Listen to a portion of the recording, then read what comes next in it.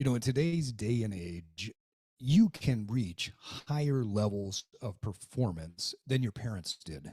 You can reach higher levels of performance than your grandparents did.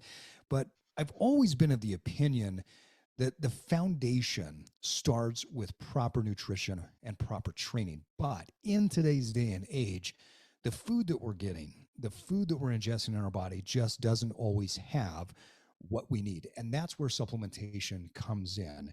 We're really fortunate today to be joined by the owner of a company that puts out high quality supplements and is going to talk to us a little bit about how certain supplements can be built into a lifestyle to give you the life that you're looking for. Welcome to the Evolve Podcast, a podcast about disrupting your life to spark new evolution. Evolve your body, evolve your mind, evolve your soul, and evolve your tribe. And now it's time to disrupt.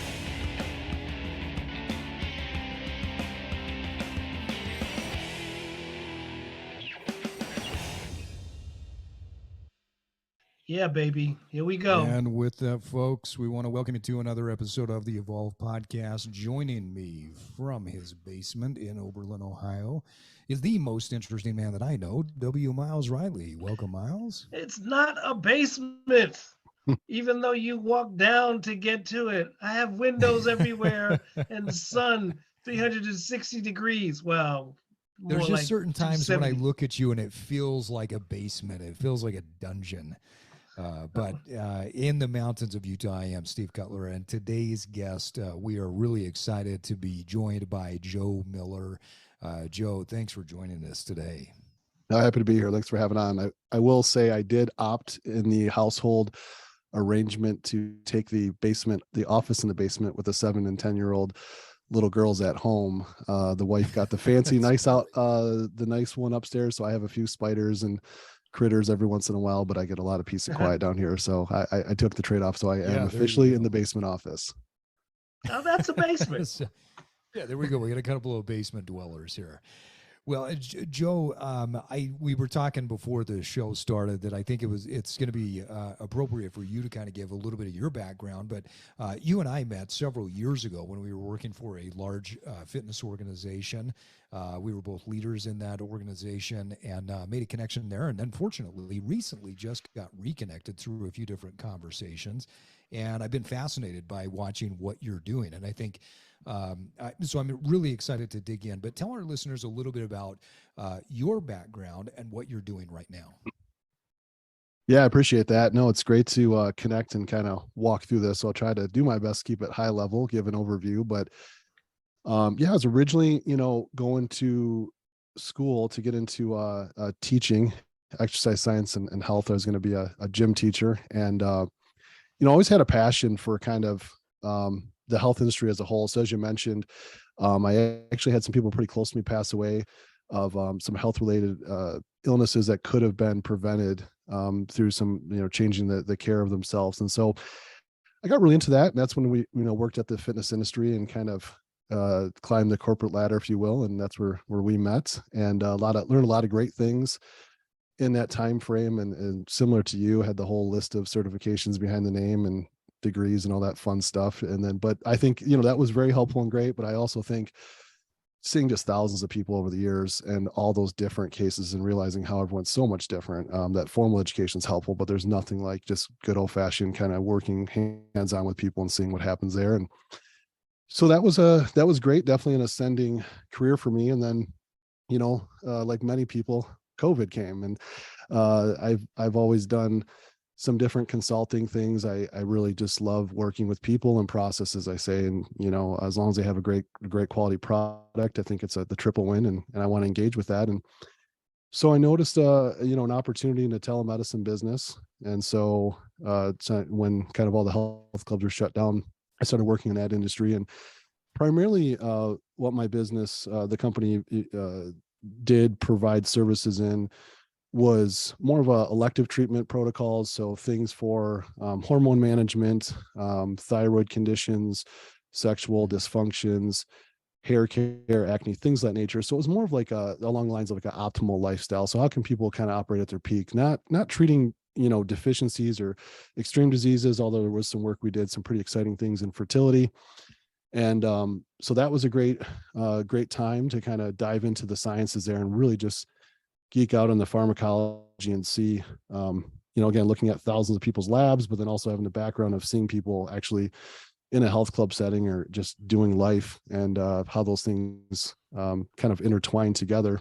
And a few months back, decided to kind of transition out of that, just kind of have some plans to recalibrate and relaunch some things in late 2023. Actually, the back half of 2023, we're going to be relaunching it with a slightly different structure and focus there. But in between there, I believe you had Justin Harris on recently. A good friend of mine for over 20 years, worked with a lot of professional athletes, kind of high level guy. And I had a chance to partner with him at First Attachment. And that is our supplement company of firstattachment.com is where kind of you can find all of our information. But what really intrigued me about this opportunity, short-term and long-term kind of overview, was way back in the early 2000s. Actually, I used to train with Justin. We were both coaches. We competed in different physique and strength sports.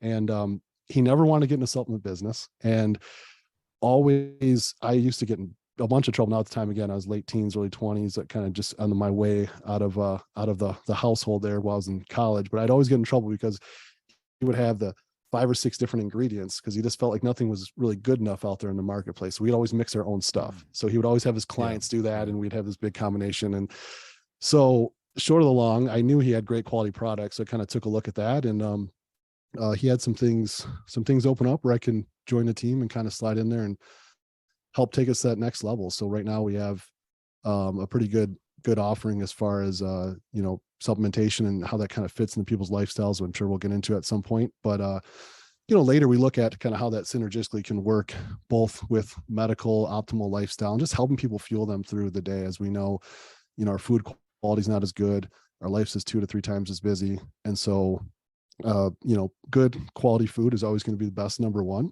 But if there are times, and many times in many of our lives, where we're going to need to have some form of supplementation to kind of help us fuel that and live that optimal lifestyle that we're all striving for.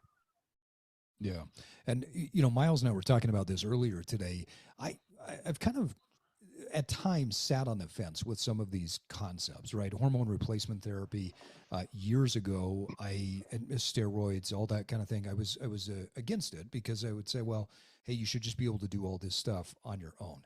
And then one of the guys that I used to listen to and follow his content regularly, Charles Poliquin, who I think many people would say is probably the most successful coach in the world at the time. He had trained more Olympic athletes, Olympic medalists, professional athletes. He made a comment one time where he said, the difference between human beings and animals is that human beings have goals. They have performance metrics that they want to achieve. They're busy and they set these goals and these objectives. You never have an eagle that's sitting up on its perch that says, oh, I ate 1,235 mice last year, and so next year I'm going to eat 1,335 mice. And so the difference between humans and animals is we set goals. And so we have these performance metrics that we want to achieve. And that really shifted my focus. And, several years ago, I had reached a point in my health journey where I had a couple of health challenges and went to the doctor and found out that my hormones were way off. My testosterone had dropped almost to zero. I mean, my estrogen, my estradiol, everything was skiwampus. And I had to work through my doctor and then through dietitian, another nutrition coach, a couple of strength coaches to help to get me back to where I could just function. And this wasn't even something where it was like, hey, I'm in great shape and I want to get in better shape. And so I went through hormone replacement therapy for a short period of time and saw the benefits of that. And like you, once the pandemic hit, I made the shift from the health and fitness industry into the Medi-Spa industry. And in that business, we did hormone replacement therapy, a lot of the similar things that you talked about earlier. I saw a lot of benefit to that. And so it really shifted my mindset relative to how we can optimize our performance as human beings. Talk a little bit, Joe, about when you were working with people through hormone replacement therapy and some of these other modalities. What are some of the benefits that you saw that people were getting out of it?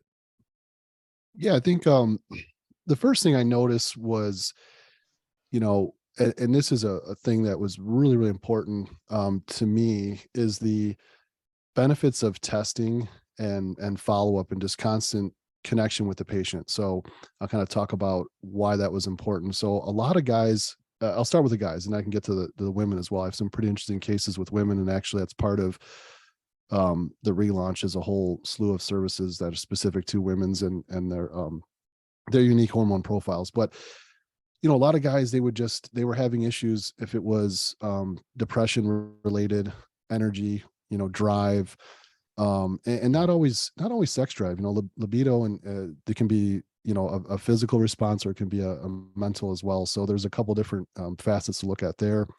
But they just felt off and felt like something wasn't right. And many of them, again, your anti-anxiety, antidepressant medications and treatments out there, they have a place for those who need those. What we found was some of the patients we interact with, we actually would see that, it was some of the medications in your traditional approach were just kind of masking some of those other situations that were going on. We found in blood work as far as the lower testosterone or just imbalances in our hormones. And so that was really the biggest, benefits. And some, it makes them worse, right?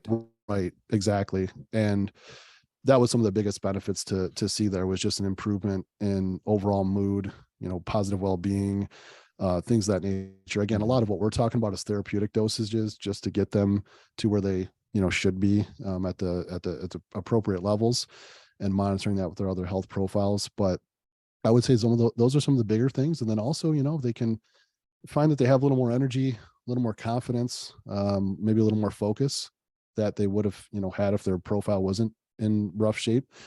And then they can kind of progress from there and, maybe pick up a new healthy habit that kind of coincides with that. And then they start working on the nutrition because they don't feel so beat up and behind, because maybe in the past they would fail after, 3, 4, 6 weeks and just didn't have that same vigor and drive to kind of see it all the way through. And I think that's a really important thing for people to think about in that practice is in regards to like testing and frequency of testing, because that was something we did notice was maybe there was less medication needed, or maybe it was needed acutely to get someone kind of moving in the right direction. It wasn't always just a one and done kind of thing, which I know there's a lot of operations out there that'll do that.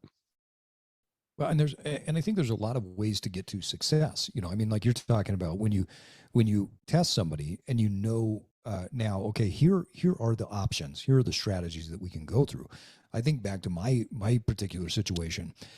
I was eating well. I was exercising. By all outside perspectives, you would have thought that nothing was wrong or that I was doing everything right.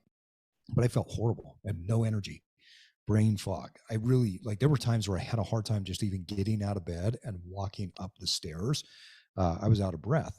And when I went to the doctor and she looked at everything and said, well, yeah, because your hormones are completely off. So we couldn't start with nutrition. We couldn't start with exercise because those were already there. And I think even if people are not exercising or don't have the nutrition as a foundation, this can be a way for them to kickstart and get going into a much healthier realm. So I love the idea of the testing piece. So you started to see people increase their energy. What were some of the other benefits that you saw? Yeah, as I was mentioning, energy, body composition change, I think confidence, some blood lipid profiles improving there, overall just function of health. It's kind of cascaded throughout the whole body, which was always pretty good to see. I think also, the level of detail in testing. So we're talking more primarily right now, we're talking about testosterone, but also a lot of how the thyroid functions is really interesting. So this give you an example, and general practitioners are great. They have the best of intentions. And they're going to do what they can to run your panels and get a look at that. However, admittedly, even to the many I've interacted with over the last couple of years or several years, they're going to run like a high level TSH panel and just get an overview of your thyroid. And right, several of our patients, what was really nice about what we would do, and some of the docs just either didn't have access or didn't have the training on this because it is a specialty, is this go a little bit deeper. So for example, your T4 is, your inactive part of your thyroid, your T3 is the active, and people would say, well, let's say the doctor did go TSH, T4, T3. Okay, those are in a good spot. Well, there's actually another layer deeper, because then there's reverse T3. What percent of that T3 is reverse T3? What percent of it, or what part, how is your T3 uptake? So I had a family member actually that all their levels look great, extremely frustrated, in and out of dieting, in and out of exercising. We're talking 7 or 8 years, progressively kept putting on weight, progressively had to have an afternoon nap or pound coffee, in the middle of the day. And one of the things that was found as we got really granular with the testing was reverse T3 being down. And so there's some ways to kind of reverse engineer that through treatment to help fix that, give them that boost, and then, just kind of monitor to there to try to minimize how much treatment was needed. So I think, going deeper on just the surface of saying, I have low testosterone, but finding out why I have low energy and maybe some dysfunction in my thyroid, but let's find out why, or whatever the case is of an irregular menstrual cycle. Let's find out why, like what specifically is off in that balance, what's causing it, and then try to attack that. And a lot of my overall philosophies that with the physicians I've worked with was more of a combination of, health, natural, pharmacology when needed, and lifestyle change. You put those 3 together. So it wasn't one of the 3 or 2 of the 3. Many times, if not all, were all kind of a combination of all 3. So I did talk a little bit more about that reverse T3. I know that thyroid hormones are not just extremely simple, and you hear that, and people say, "Well, my thyroid was off," or the doctor said it was fine, and then another doctor said no. Talk deeper about reverse T3. That's not something I'm familiar with. Yeah, reverse T3 is basically an isomer of T3. It's another basically an inactive form. So the tissues cannot use that form of thyroid to do what it needs to do, essentially. So if there's a higher amount of that in your system, that can actually kind of work against the active part, your T3. So, it's kind of heard the analogy. It's working as like a blocker, or how does that work?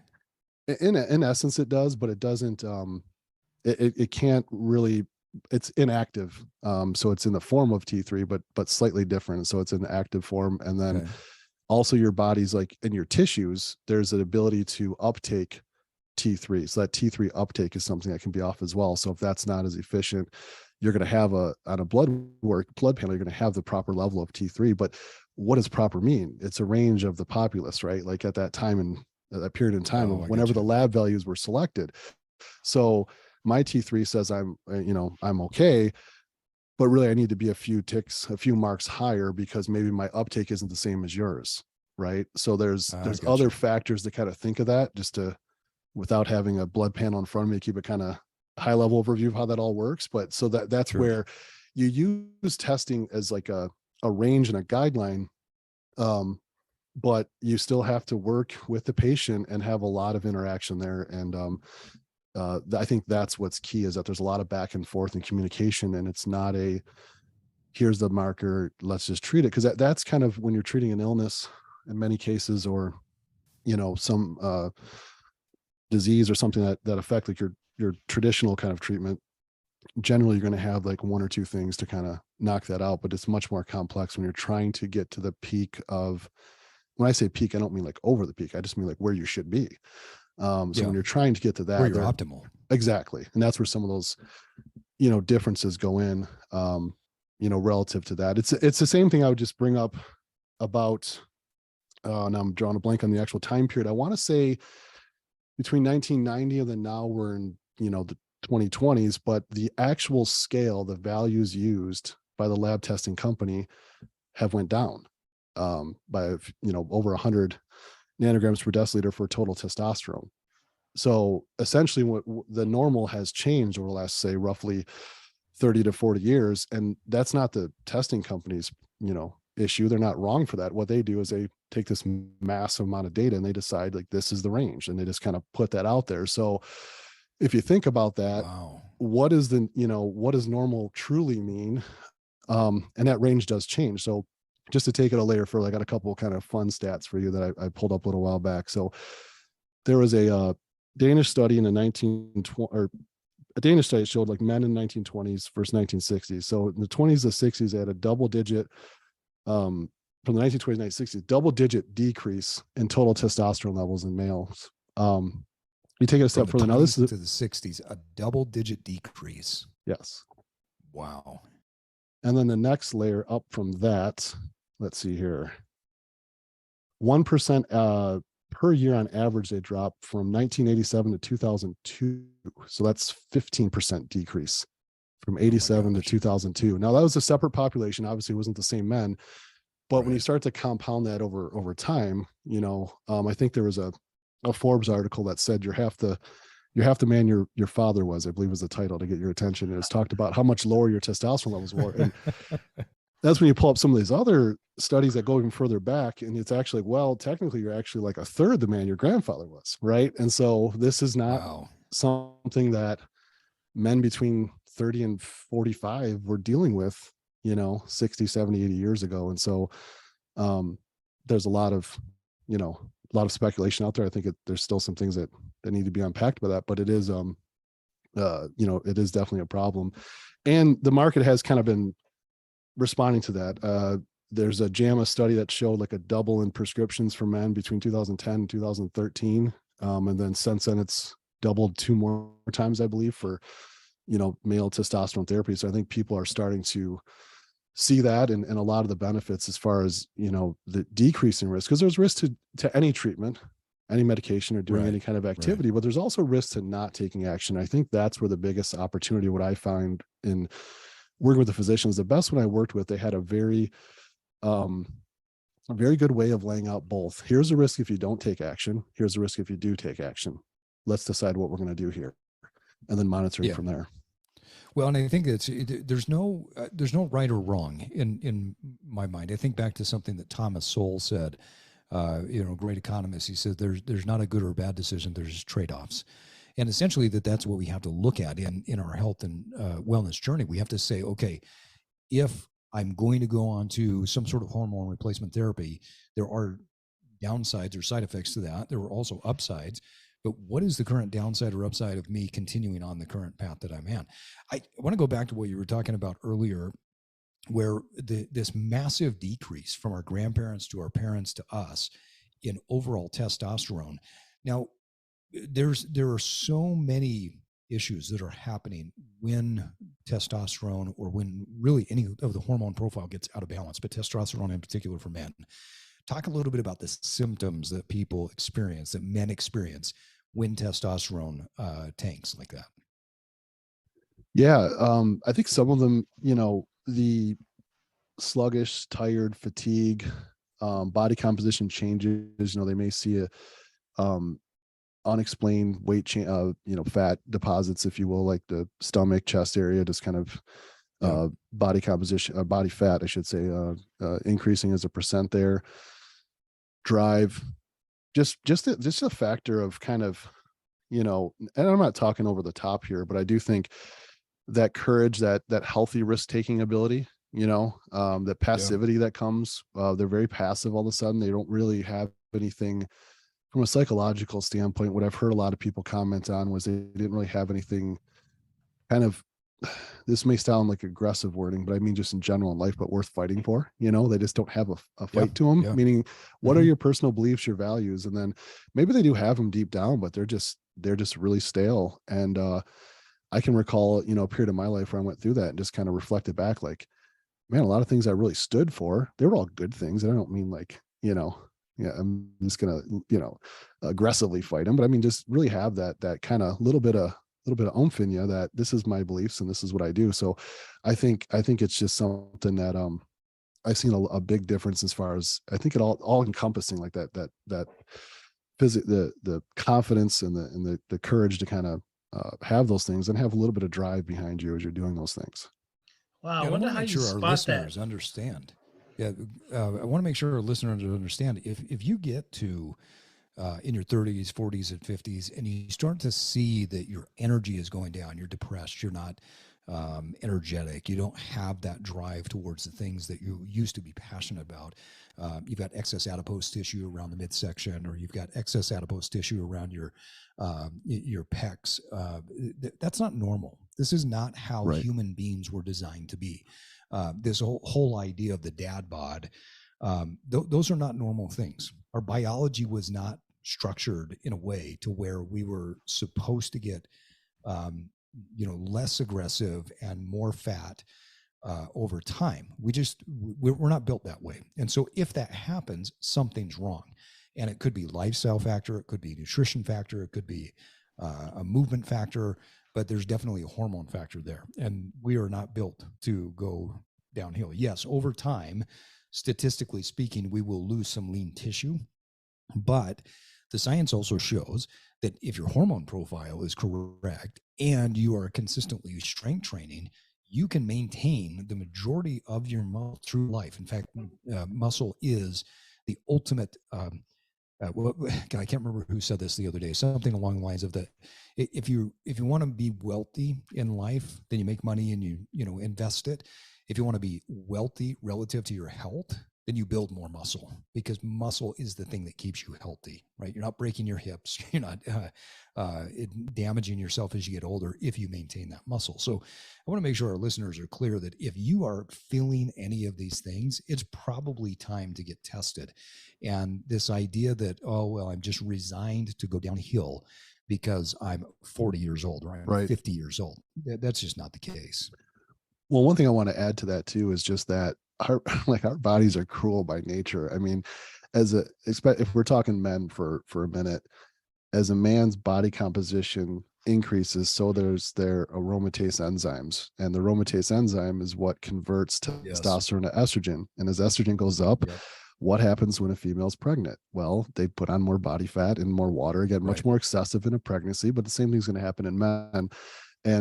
And so it's just this perpetual cycle that people can get in. And that's why, I say, as far as testing and stepping into those things. And also, like I said, right now, more in the supplementation side of the business, or the approach, if you will, at the moment. But you need something to kind of spark that and push you into that direction, because maybe you were like me, and maybe you were asleep at the wheel for 5-10 years and kind of woke up and said, whoa, what is going on? Like, this is I'm a different person now. And this thing's going off the tracks, a little bit. But how does somebody, I'm thinking about, as somebody who's been in and out of the health industry, and when I'm out of the health industry, I kind of notice to take a look at the landscape. And if you're in the industry, you're constantly reminded of these things. But when you're not in it, and you build a tribe around getting that dad body and the things that is sold to you, this doesn't exist. This conversation, it doesn't exist on the map. And so how does one like wake up one day and knowing that the commercials you're seeing are not really addressing it, the television and all of that stuff, how does one wake up one day and think, I got to get checked, when all your friends are the exact same way? You've built a tribe around this. Right. Yep. Yeah, I think it's a great question. I think that's one of the things that is kind of a project of mine for the next year or so, is, and many, I hope many others, is just trying to get information out there. Because to your point, a lot of these treatments are not necessarily as talked about, and they've been around a long time. So it's not a big market, if you will, from a pharmaceutical standpoint. So, I will say, I never had those conversations to us in the industry. And then I probably was never prompted to bring it up to other people around me, to your point, even though I was in the fitness industry. And it's amazing how many of my, close friends and family members, once they knew what I was doing, said, I think I should look into this and check it. So I do think it's getting more mainstream. I think it's starting to turn a corner to, raise awareness, but it's nowhere near where it needs to be. So, to answer your question, I think if they're listening to this or other great content out there, it's just spending a little bit of time in that self-reflection on, how am I now versus 5 years from now? Because you shouldn't change as much as maybe you're being told that it's okay to change. And I think there's an acceptance out there that really just doesn't need to be accepted as far as a decline in mental health, clarity, vigor, body composition, just how you carry yourself, all of the above. And I would like to add too, just with women, I don't want to get too far off track. If I do, reel me back in, but the amount of women I've spoken with that just have, I feel horrible for them. Some of them that have just been kind of coaxed into believing that these irregular menstrual cycles and these extreme side effects that they have to deal with every month is just normal. Just another day in life for them is just completely unacceptable. They do not have to go through that. We're taught, some of the things which we can go into, but some of them, there's even over-the-counter creams that have given massive relief to people just by simply getting tested and finding out where their imbalances are within their cycle. Men, women, it's self-checking. Every month they can kind of know, how are my hormones being regulated? Any irregularity, it means something's off. And if it's consistently happening, then there's something off between all of the facets within the female cycle. Men, it's more of a kind of a gradual decline in most cases, where they don't really have that check-in, if you will. And I think we're happy to not have that check-in on a recurring basis. I think we'll take it. But with women especially, as well, really the relationship first and foremost between estrogen and progesterone throughout the month is a real kind of there are services out there that can map that over the course of a menstrual cycle to see why are they having specific symptoms and how they can address those things. And again, perpetual cycle, it's going to continue to get worse, and body composition is going to continue to drive some of those imbalances that they're probably already experiencing. Well, yeah, Murphy's Law really plays into this. I mean, that if things will go from a state of organization to unorganized, right, that will continue to become perpetually worse if we don't step in and take care of it. And I think that's one of the most important things. If you're a woman and let's say your menstrual cycle is off, or you're having menses 2 or 3 times during the month, that's not normal. You need to get tested. If you're a man and you find that mood goes up and down, drive goes up and down, but then there's this overall trend line that goes down and you're not as motivated, you need to get tested, because these are things that should not be happening. If you're consistent with your exercise, and this doesn't have to be a lot, right? I mean, if you're consistently exercising 2 or 3 days a week, doing strength training, you should be able to maintain your muscle mass.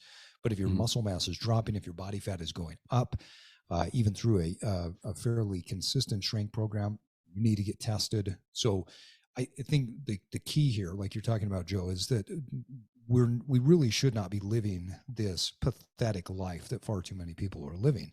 And when you wake up to that and say, hey, I don't need to feel this bad. What's wrong? Let's figure out what this solution is.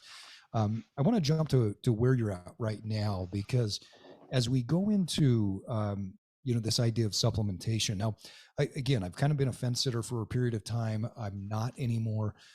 There was a period of time where I loved supplements. I took a ton of supplements, and then I said, no, I just want to do it all natural. And then I realized the power and the impact that supplements can make on your body, because we just don't get enough nutrients. And also there are some things that you can do to supplement that you would never get in, nutrition. I think about like curcumin by itself. Curcumin is a very, very a powerful anti-inflammatory, right? Right. But if you get that in what's the spice that you get a decent amount of curcumin in? Turmeric.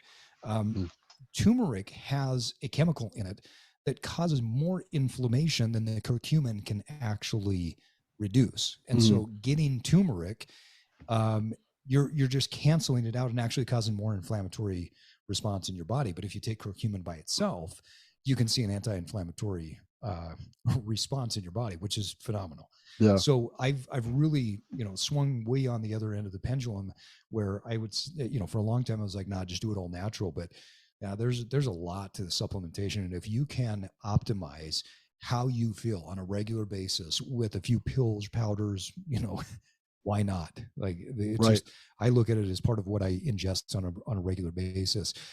Talk a little bit about where you're at right now with the supplementation, and if you could give us a high level overview of what you guys are working on, and maybe what some of the top products are that you're working with. Yeah, I no, appreciate that. I'll definitely go through that. I wanna kind of tie them a little bit together, because this will maybe fit into why I'm doing what I'm doing now and how it's going to tie back. So one of the things that Yeah. is resulting in some of the hormone imbalances is varying in micronutrients. So I'll give you a quick example. I use women as an example, because this one is I think is a pretty good one, and then I'll kind of tie to some of the products and things we have. But so if you, let's just say a female presents themselves with estrogen dominance. This just basically means too much estrogen in their body. You draw their blood serum, but their estrogen levels are low. They're in their mid 40s, their estrogen levels are low. Like, this doesn't make sense. Why are they estrogen dominant? Estrogen levels low. Well, estrogen methylation, which is basically the clearing of estrogen out of your body, there's 4 actual stages, and that happens. Well, the top 3 that happen, there are different micronutrients that help with the efficiency of your body to clear that estrogen. So again, blood serum shows that I have low estrogen levels, but think of it as a drain in the bottom of the sink. If the drain, which is like the 3rd phase of estrogen methylation, that's the drain analogy. If that drain, when we get down there, is clogged, and I have the water running, like, eventually, even if the water's barely running, it's eventually going to spill over in my sink, right? Yeah. So it's the same thing with, though, a lot of those micronutrients and things that help, and lifestyle changes, will actually enhance estrogen methylation and clearing of that. Therefore, you'll have some symptom relief as far as that estrogen dominance. Estrogen dominance is, again, we talked about, like, the irregular cycles, loss in libido, excessive weight gain that's unexplained, acne, things of that nature. So to kind of take that to the next level, that's kind of some of our products assist with that, but really there are some kind of phase 2 plans that will really tie that in together, but we do have some at the moment that can kind of tie into some of that specifically. But as we transition, over to first attachment and what we're doing right now, when I first got involved, what I was really excited about it. So I kind of saw that the extreme kind of everyday person really doesn't have the knowledge or the access to understand what a good quality product is on the market to kind of help them through these lifestyle changes. We know we're all on the go throughout the day. We're missing meals. We have kids. We got to get that workout in really quick. And so this is where some of our products can kind of tie in there. I'll give you an example or an analogy that I kind of talked about before we hopped on. I look at supplementation, or at least our supplements, because they were originally designed and geared more towards professional athletes to help them perform at that peak level. And the analogy I use is, Michael Jordan, he had the Air Jordans when he was playing in the NBA, he wore them, and the same, kids on the high school or the schoolyard out playing ball could wear the exact same shoes. So in the same sense, why can't supplements that were designed for professional athletes and peak performance individuals be used in everyday health people, just everyday life, to help them kind of get the most out of their days and out of their workouts? So that's kind of where I see where our core customer early on has been that more, lack of a better way of putting it, kind of hardcore athlete, et cetera. But there is an opportunity out there for these. So to talk a little about one of the products out there is kind of uniquely named Field Rations. And basically what Field Rations is, it's designed for what's called an intra workout. And so there's a certain carbohydrate product in there that's a lower molecular weight. So it basically gets into the bloodstream faster, so it can be used for fuel almost instantly on your body. And there's some essential amino acids and sodium in there just to help you get through your workout. So that person who's like working, maybe they had a lunch at 12, maybe they had to skip lunch, you work till 3 or 4 o'clock, and then you popped into the gym, your body is so depleted and your blood sugar is probably extremely low, to when you're exercising, you're going to really break down a lot of that muscle tissue during the exercise, and you're probably not going to repair and recover as fast. And it's going to kind of be this perpetual thing where we're just wearing and tearing a lean body mass, which is it's better than nothing, but probably not going to really help our overall metabolic benefits we're trying to get out of it. The other thing is, people will say, okay, well, I'm going to grab a protein bar. So will that help me? Well, because that's going to help me, quote unquote, build muscle. Well, not necessarily, because our body's going to see that protein and convert it to, keeping it high level, but convert it to carbohydrate source, use it as glucose, break it down into glucose, use that as energy to fuel us for our workout. So yes, when we paid $5 for that bar, it was in the form of protein, but really it was just the same as eating a carbohydrate as far as our fuel system was concerned. So then you plug in something, and that takes a really long time too, right? To produce glucose from protein through gluconeogenesis. That's an extremely complex process that the body has to go through, and that's not a fast acting thing. So by the time you get to the point where your body might be able to use that for usable energy, that's most likely not going to happen during a workout. Right. And so that's where field rations really came in. So, that typical, that person who's just kind of exhausted and needs some kind of fuel intra workouts. That means just during the workout, they can use it. Think of it as, you see a lot of runners or people of that nature using not the best carbohydrate source during their workouts. Yep. Well, in field rations, it is a different form of carbohydrate that's just more readily available specifically for muscle glycogen. So to help them through the workout, there's some essential amino acids too. So when we're breaking down the body, when the body's breaking down your muscle tissue, it's breaking it down essentially into that amino acid form. That's how that conversion kind of starts to work. Well, we're going to put that into your bloodstream right there while you're working out. So it's going to use the supplement to, fuel that workout instead of necessarily, cannibalizing more of the tissues. And if you took it for a week or a couple of weeks, are you going to look in the mirror a month later and you look like Superman, right? No, that's not going to happen. But you got to think about, 4 days a week over the course of, time, that's going to compound each time and help you get through it. And not to mention, the difference between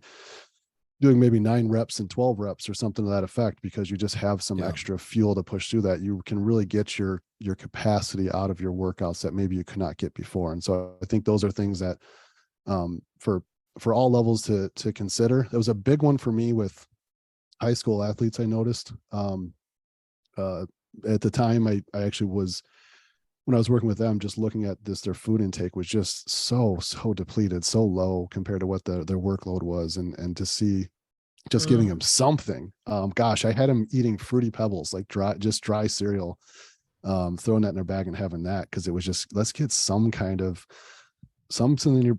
raise your blood sugar with some good sodium, just to kind of get the fluids going in your body. And you can see a big interest. So anyways, I kind of bounced around there, but that's one really good one. That we see. So back up a little bit on this. So the sodium is extremely important. And I think a lot of people for years have had a misunderstanding when it comes to sodium, because, for years we were told, don't eat very much sodium. You shouldn't intake much. You need to limit your salt. And it's probably the exact opposite of that relative to the way that we should be eating, because sodium has such a major impact on our overall health, fitness, our ability to execute workouts. These sodium potassium pumps that are working to shuttle nutrients across the cell. If your potassium levels are low, if your sodium levels are low, you're not going to function as well. Your muscles are not going to contract the same. Talk a little bit about the sodium piece and why that's so important when somebody's strength training, when somebody's doing this workout. Sure. Yeah, a couple things with sodium.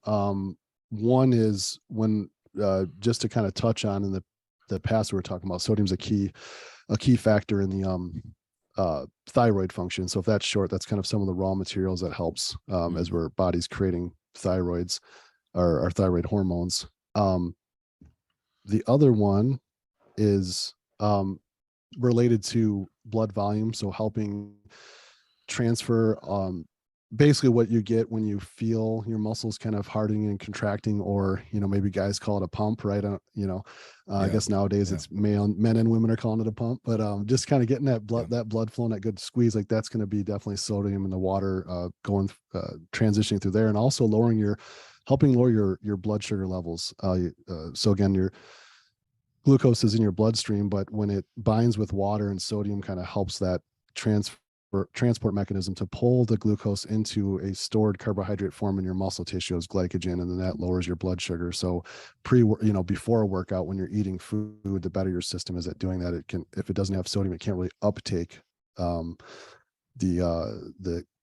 glucose or blood sugar, if you will, to use a basic term. It can't really update that and store it into your muscle without the sodium helping transition it and store it into the muscle to be used later as energy during exercise. That's why people will have that flat look, or some days you wake up in the morning or walking through the day and your shirt's off and you kind of look flat, and you have no vascularity and you're kind of maybe feel a little doughy. Or the other day you're like, wow, like things look really tight and kind of little bit of vein, like healthy amount of veins, not like the freaky scary guy, a little more buff. A little more buff. Got a little more to you. So kind of high level, that's just essentially how that helps overall with circulation and things relative to that, and it's going to help you perform much longer when you are in the gym and trying to do those activities. Yeah, and I think the essential amino acids that you talked about that are in that. What was the name of the product again? Field rations. Field rations. So I read something, and I'm at the point now where I read so much that years ago I was all into just reading the studies, and I would remember who studied it and who did what, and I could rattle that stuff off. My learning nowadays is all over the place. I'm reading books on business and marketing and everything. So I have a hard time when I say that I read a study, because my old self is saying don't say that unless you can reference where it is. But I did read a couple of studies recently that talked about the impact of these essential amino acids either during the workout, intra-workout, or post-workout, and what an impact that made, because you were sparing the muscle, if nothing else, right? But you were also starting to upregulate that the metabolic process that starts to grow the muscle quicker, right? So you are starting that process and getting those hormones kicked in so that you can build muscle over time. So what a really cool formula. This is the first I'm hearing of this, that you guys have put this together with the sodium, the carbohydrates, and these essential amino acids. But it makes a lot of sense scientifically. Yeah, I was going to mention too, I want to make sure I give my analogies to where they came from. Justin Harris, the founder of First Attachment, he uses this analogy that, back in the early 2000s, late 90s, it was all BCAAs with the rave, like branched chain amino acids. Well, and there still are some branched chain amino acids in the product. The best way to describe, you show up to a job site, right? Branched chain amino acids, like the foreman is kind of telling everyone what to do, right, and where to go. And essential amino acids, you want to picture that as that's like the raw materials, that's the lumber and the workers and stuff like that. So you can have a foreman on site, but if there's no like raw materials to actually build the house, or in this case to rebuild the muscle, it's really not going to do much. And so I think that's what science has proven. That's why I've seen a shift, at least in the products that are out there that have a good formulation for that. And even if you look at some of the ingredients in it, between there's a really super fast acting carbohydrate and then one that's kind of more moderate and slower digesting. So there's a really good overlay there to someone's profile when they're working out, to help them, give them that burst that they may need. And again, when I say burst, it might be too strong of a word, because it's still not like anything over the top your body can't handle. And then like a steady transition from there. So talk about this formulation in contrast to what a lot of people do when they go into a workout, because the scenario that you painted the picture of earlier of, hey, I had lunch, then maybe I didn't eat anything for a while. Now I'm going to the gym and it's been 3, 4, 5 hours. My energy's pretty low. And so on the way to the gym, I'm either going to stop by the gas station, or I'm going to go into the to the little smoothie bar or the cafe at the gym, and I'm going to get the energy drink. And then I'm going to slam that monster that's got God knows how many milligrams of caffeine, well above what our intake should be for the day. Totally different energetic pathways that we're talking about here versus what you're talking about in intra workout. So discuss the difference between what you're putting out there in this particular supplement relative to someone else, like just slamming this high sugar, high caffeinated drink. Yeah, in a lot of those cases, the high sugar, high caffeinated, right, you're going to, first and foremost, if we take the sugar, right, first, your body's not going to be able to use all that sugar at once. And so it's just going to wreak some havoc, probably cause some unwanted inflammation, and definitely going to cause an unwanted crash at some point during your workout, most of the time, probably halfway, if that, from that standpoint. So that's going to be one of the first obstacles. The other is the caffeine just really kind of overstimulating the body in that sense. We actually have a pre-workout that does have caffeine in it, but there's other things in there like L-theanine that kind of help balance that response so that you don't get such a fight or flight response. You still get the benefits Yeah. of having clear mind and focus when you're training. So caffeine does have some positive benefits to that, but if you don't have things built into what you're taking in to counteract the just overdrive of cortisol and the stress response, then you're probably again going to kind of put your body in too much of an overdrive.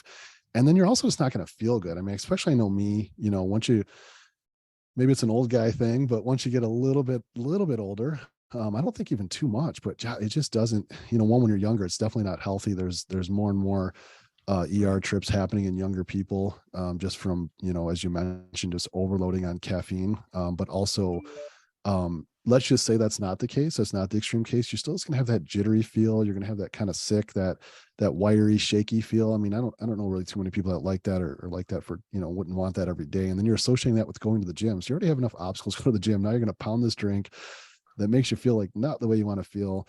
And then also just doesn't support your overall health goals that you're trying to accomplish with that.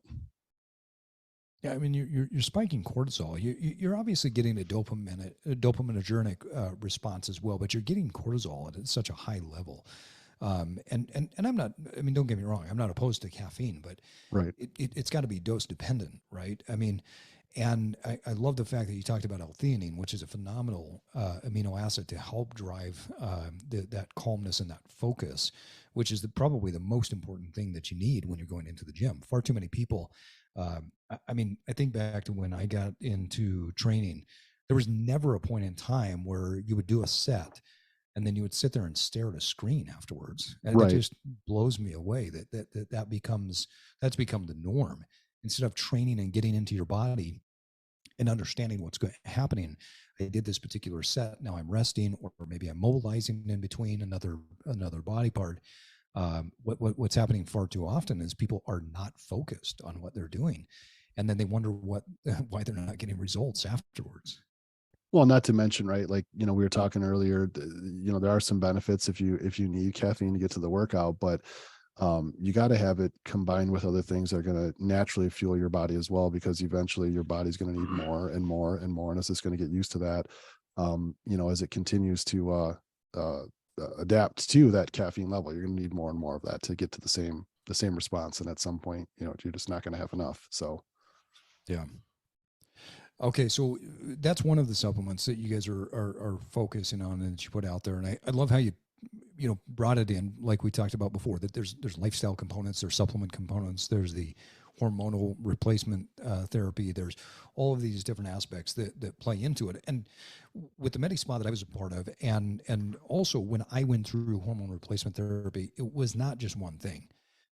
Hormone replacement was one aspect of it, but there were a significant amount of supplements that I took along with it. I was working with a couple of one dietitian, one nutrition coach that had me on a specific protocol. Sometimes stepping up some of these supplements over time, and then some supplements I would, dosing high and then stepping down over time, based on what my blood work was showing. So I think this is all super important. What's another one, Joe, that you're particularly excited about? yeah, one of the products that I really like, personally, I'm a little biased to it too, is a product called Suppressor, and it's a glucose disposal agent. So again, it was designed more for peak physique competitors, so that are trying to get to excessively low body composition. That's who it was originally designed for. But in the general population, and even I'm not planning to compete at any time soon, but I like to use it. And the reason being is, one of the main ingredients in it is our berberine HCl, which is 1,500 milligrams of berberine in there, and which has been shown to be equivalent to about 1,000 milligrams of metformin. And metformin is a pharmaceutical for glucose disposal management. It's usually given, before insulin, as far as like managing someone who's pre-diabetic or maybe early in the diabetic stages, usually around that dosage. However, one of the main side effects is GI distress. And so a lot of people, even in the anti-aging community, or they're extremely healthy and their blood sugar is good, but they want to make it great, they will use metformin or have it prescribed, but they just can't tolerate it. Now, there's different levels of metformin. You can have an immediate release. You can have an extended release. There's products on the market, or medications on the market that are in a lotion form to help relieve that.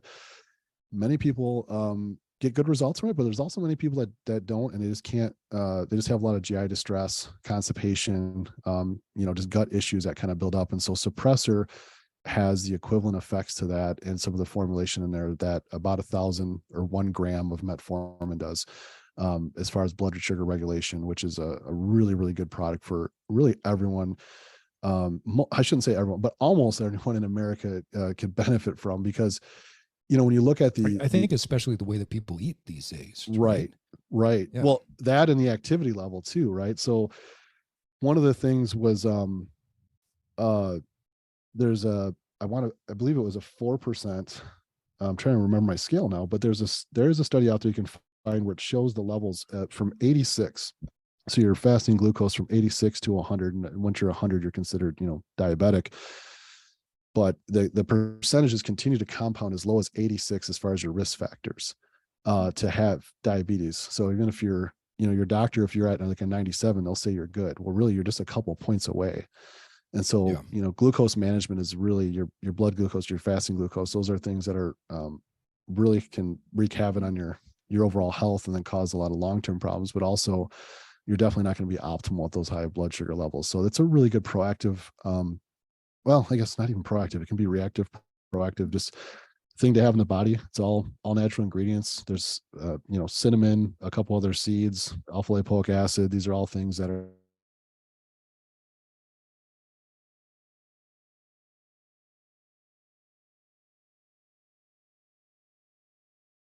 just, natural out there in the world that you can use. Yeah, I think that. Sorry, we lost you for a second, and then it came back, and all the audio came right at once. So, I love how you talk about. So most of the stuff it's actually found in nature, and we're just extracting some of the things and putting them in there. Blood sugar is really a major problem today. I find that far too many people, and this is looking at several lab profiles. From clients over the years, and then also when I was in the Medi-Spa industry, far too many people don't have good regulation of their blood sugar. And, doctors have kind of, just like they said, okay, well, we're looking at normative ranges of testosterone, and we're going to step that down over the years because most people don't have the testosterone that the parents and the grandparents had. It's the same thing with blood sugar. The pre-diabetic has shrunk to like a smaller range, but the reality is you're probably sitting in a pre-diabetic range when you're above 80, right?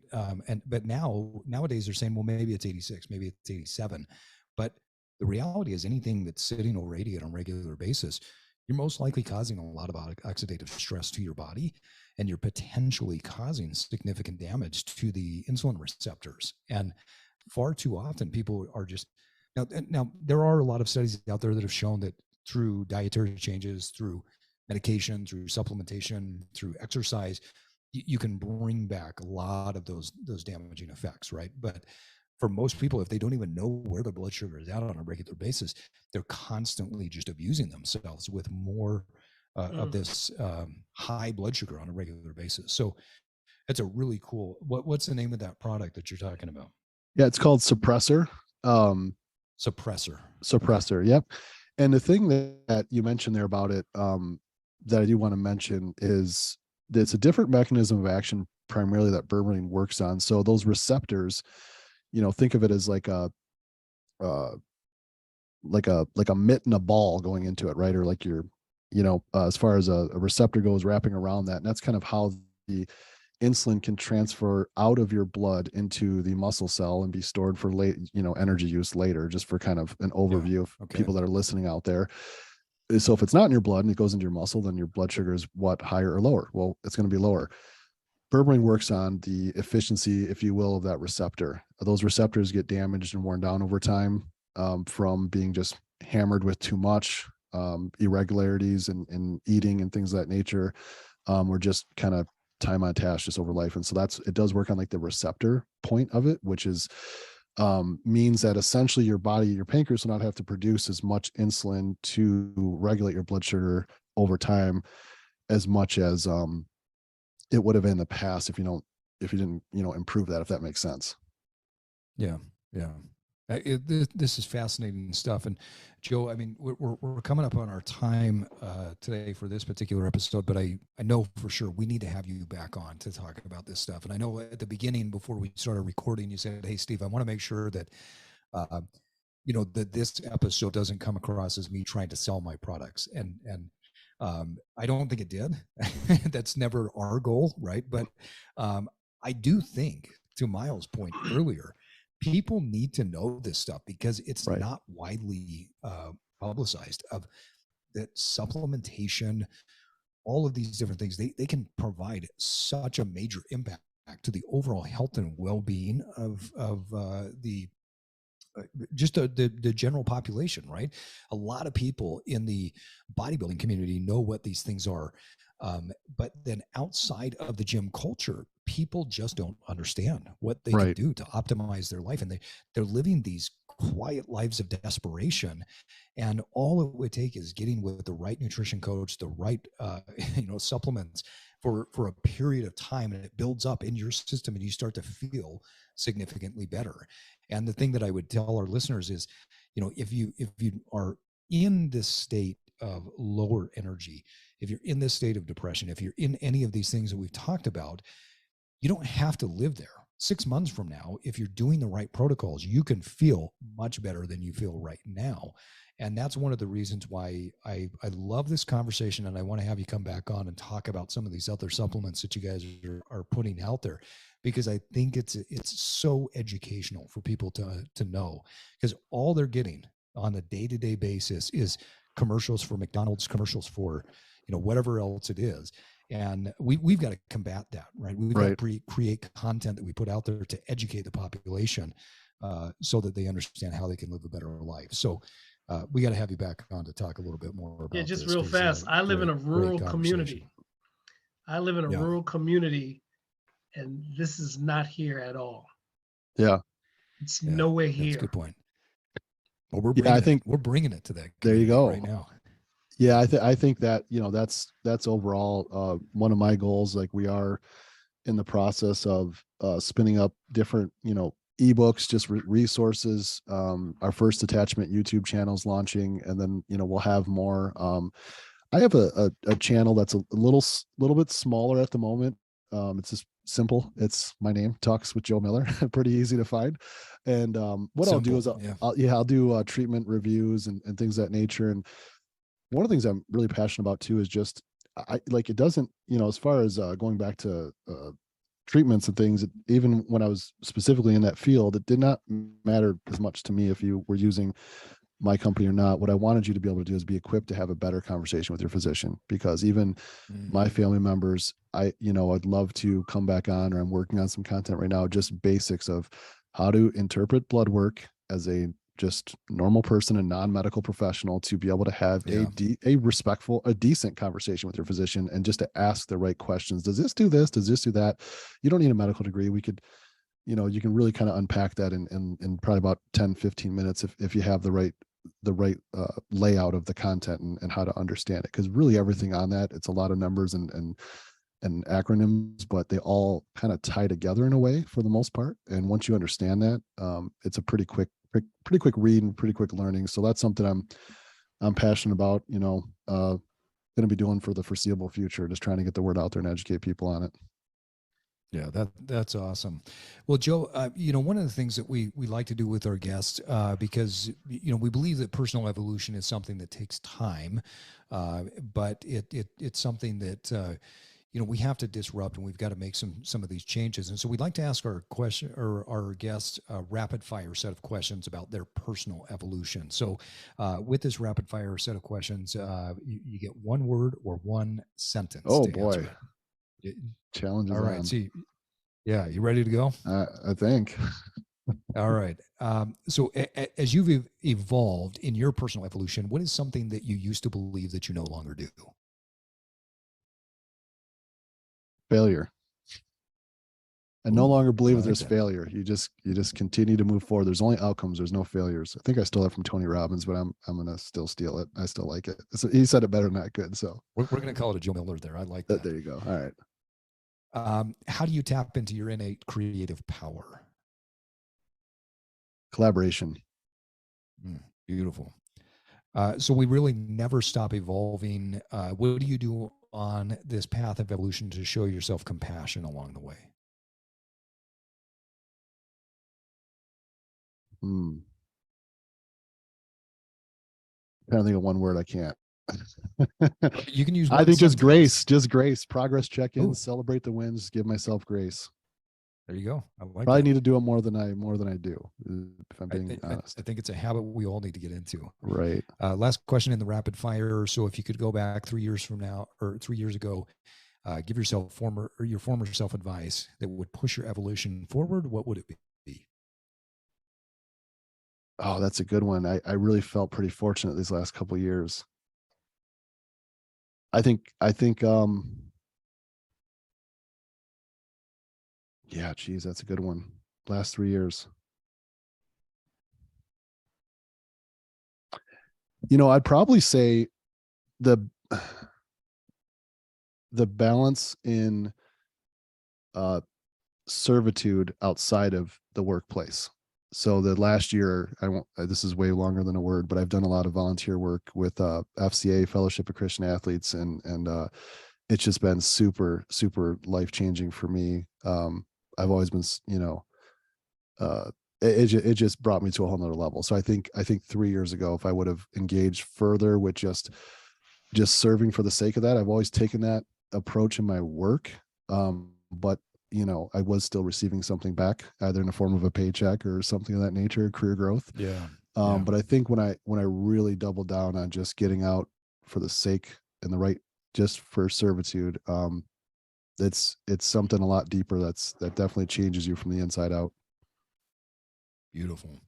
Well, Joe, last question we have for you. So this one isn't part of our rapid fire, so you can take your time on this one. At Evolve, we believe that personal evolution happens by stacking one simple habit on top of another. It doesn't have to be difficult. It just has to be simple and executable. So what is one thing that if our listeners walked out of this episode and said, Joe said to do this, and I'm going to do this one habit, what's that one thing you want our listeners to walk away with? So I'm so blessed to have the wife that I have, because I'm going to steal hers. It is a great thing. Her thing that she keeps saying in every tough situation, whatever it is, business, family life, whatever, is the next best thing. So I would just say, whatever that challenge is that you have out there, or that obstacle, is just, what's the next best thing I can do right now? Is it, I'm going to put my shoes on? Is it, I'm going to, I'm going to walk to the corner and back? Like, what, if it's, you're trying to get at whatever that is, just checking in on that question. What is the next best thing I can do? It's a great habit to start. I mean, that's like, yeah, you're always having positive momentum with that one. Well, Joe Miller, thank you so much for coming on. Great to have you. And I learned a lot through this episode. A great conversation about overall health, hormonal health, and supplementation. And folks, and on that note, it is time for us to wrap up another episode of the Evolve podcast. I want to thank Joe Miller for coming on today, and my co-host, W. Myles Riley. Joe, you've got a lot of great things going on. You referenced them earlier. What's the best way for people to follow you and to continue to stay connected with you? Yeah, Talks with Joe Miller on YouTube, Joe M. Miller on Instagram, or through First Attachment. If you put in First Attachment, you'll see our website, YouTube, any of those cases, or any of those spots. Whatever you remember of those, all of the above. I will be kind of from time to time co-hosting on the Team Troponin channel as well. So any of those resources, anyone has questions, and would love to get questions, or if anyone leaves questions on this episode, Steve, you could fire more my way. I'd be happy to put together some content to help answer those. That's really the best feeling, is when you can put out specifically what people are looking for. Yeah, that's awesome. And we'll put all those links in the show notes. And to Joe's point, we would love to have your questions. We always love it when our listeners reach out to us, give us feedback. What did you like? What would you like to see more of? Because we enjoy creating content that you are going to engage with and that you're going to put into your life to evolve. So once again, Joe Miller, thanks for jumping on with us. Remember, folks, that it does take time and consistency to evolve, but first you have to disrupt. And now it's time for you to get out there and evolve. Thank you for listening to the Evolve Podcast. If you like this episode, share it with your friends. Follow us on Instagram at Evolve_cast and subscribe to our podcast on your favorite podcasting app. And now it's time for you to get out there and evolve.